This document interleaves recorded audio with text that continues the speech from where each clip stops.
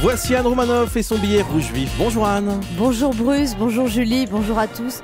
J'en ai assez de ces sondages permanents, c'est plus une présidentielle, c'est une coloscopie. 24% de ceci, 33% de cela et 12%, gna gna gna. On dirait que c'est la nouvelle incantation, la prière électorale. Au nom d'Ipsos, de Louis Harris, de BVA, d'Opinion, ouais. Amen, moi des électeurs. Moi aussi, je vais créer mon propre institut de sondage, le Opinion Me. Hier soir, dans ma famille, 20% étaient pour regarder Chelsea-Barça et 80% étaient pour regarder la boum. Et bien pourtant, on a regardé le match. Et oui, dans la vie, c'est pas toujours la majorité qui l'emporte, c'est celui qui défend le mieux son point de vue. En tout cas, j'aurais posé la question, 100% de ma famille en a marre des sondages. On est gouverné par les chiffres, il y a des chiffres partout. Les chiffres du chômage, les chiffres des sondages, et les lettres, elles sont où ? Remarquez, il y a une nouvelle expression qui apparaît comme par exemple le vrai travail. Moi, je croyais qu'il y avait d'un côté le travail qui pouvait être pénible, exaltant, routinier, et de l'autre le non-travail, la retraite ou le chômage. Eh ben non. Il y a d'un côté le vrai travail, ça si j'ai bien compris, c'est les gens qui travaillent vraiment, par exemple Bruce Toussaint, qui se réveille à 5h tous les matins mais qui finit sa journée à 9h, le fainéant. Et de l'autre, tu aurais le faux travail.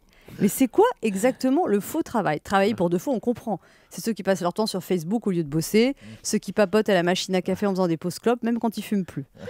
Mais travailler pour de faux en temps de crise, c'est de plus en plus rare. La plupart des gens essaient de travailler vraiment par peur de se retrouver vraiment sans travail. Mais alors ce serait quoi le faux travail ?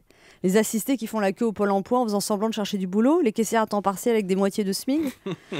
Dans cette campagne, on a de plus en plus de mal à savoir qui dit vrai, qui parle faux. On a peur d'avoir tout faux en se trompant sur ce qui est vrai ou faux. Ce qui a l'air un peu trop beau pour être vrai, par contre, c'est l'interview de Valérie Trierweiler dans Femme Actuelle, apparaît samedi. Un article de fond sur le vrai François Hollande dans la vraie vie. Valérie Trierweiler, ça y est, j'arrive enfin à prononcer son nom. Carla Bruni.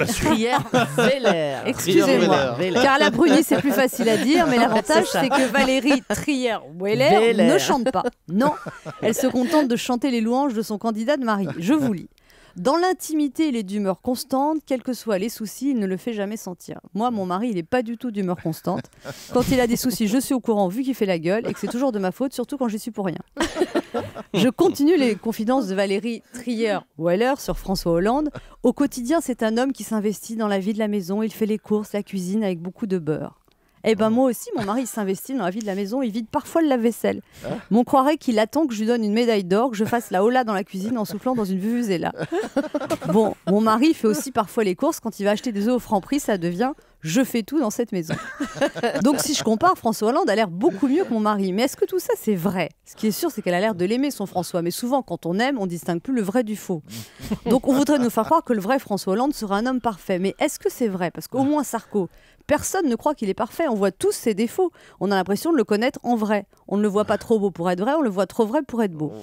Alors les sondages nous disent vrai ou faux, et les médias, ils cherchent le vrai ou ils prêchent le faux. On aimerait tellement être sûr pour une fois de ne pas avoir tout faux quand on va devoir choisir en vrai. Oui. Bravo et merci beaucoup Anne Romanoff. On vous retrouve Anne samedi sur Europe 1 à 11h, samedi Romanoff, et puis la semaine prochaine dans la matinale. Demain c'est Jérôme Commandeur qui sera avec nous.